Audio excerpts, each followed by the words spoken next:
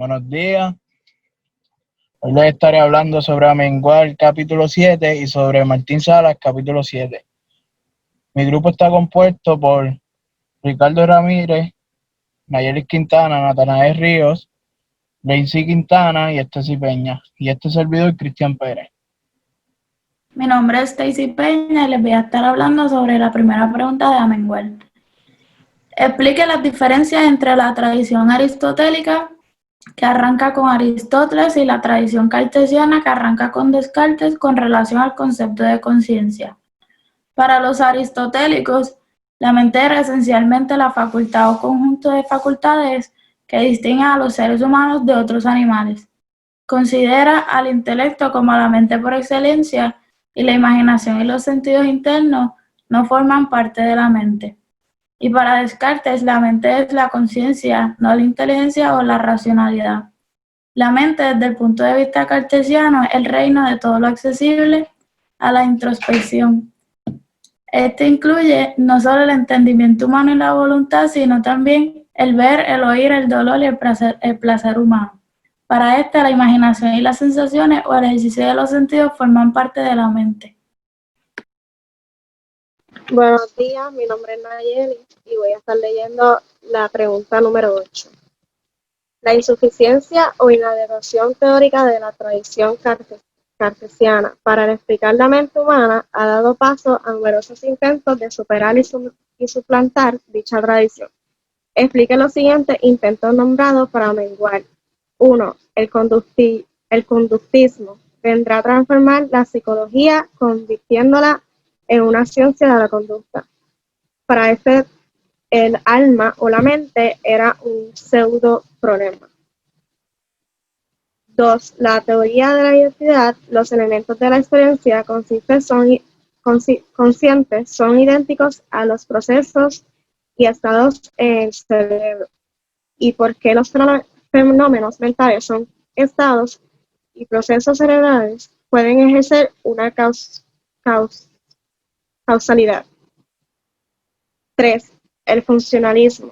Empíricamente, no es plausible la identificación de fenómenos mentales con fenómenos cerebrales, puesto que el cerebro tiene la capacidad de compensar una parte dañada, de manera que otra parte viene a tomar sus funciones.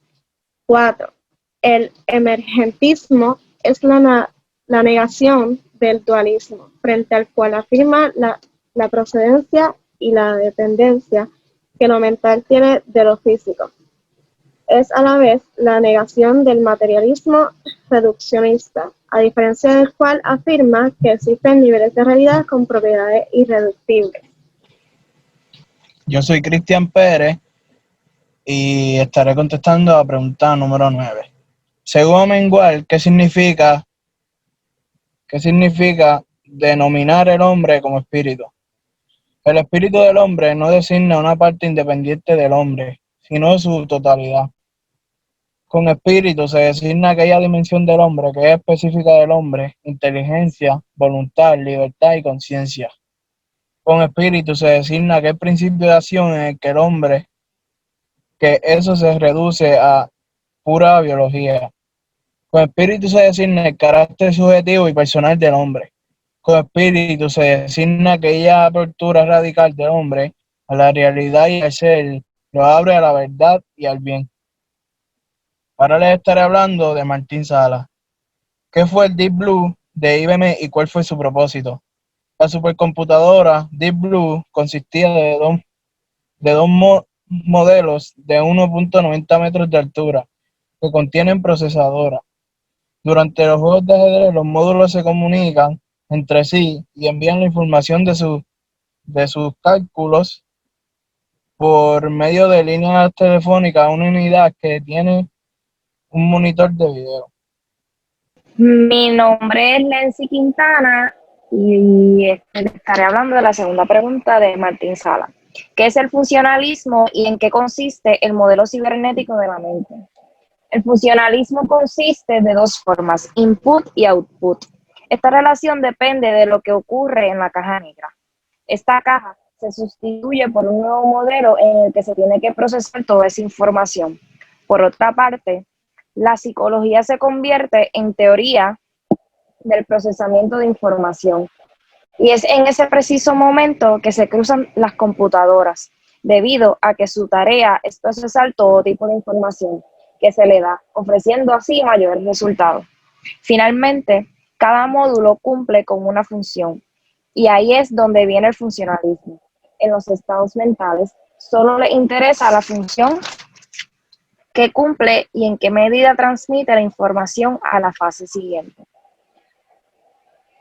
Tercera pregunta. Explique el programa constructivista representacional. El programa constructivista tiene como supuesto el carácter proporcional de la experiencia humana, es decir, la posibilidad de exponer toda la experiencia en términos proporcionales o representacionales, porque sin ello no es posible traducir a términos computacionales la experiencia. Buenos días, mi nombre es Ricardo Ramírez y voy a estar hablando sobre las preguntas 4 y 5 del capítulo 7 de Martín Sala. En la pregunta 4 dice, ¿cuál es el problema de la conciencia que enfrenta el programa cognitivista funcionalista? Todo lo que el funcionalismo asegura que son módulos de procesamiento de información y que son válidos para los humanos y para las computadoras, carece de conciencia. La número 5 dice, ¿en qué consisten los 3 relatos sobre los límites del programa funcionalista? A. La habitación china, de John Searle. Trata sobre un programa que capacita a un computador para simular que entiende chino.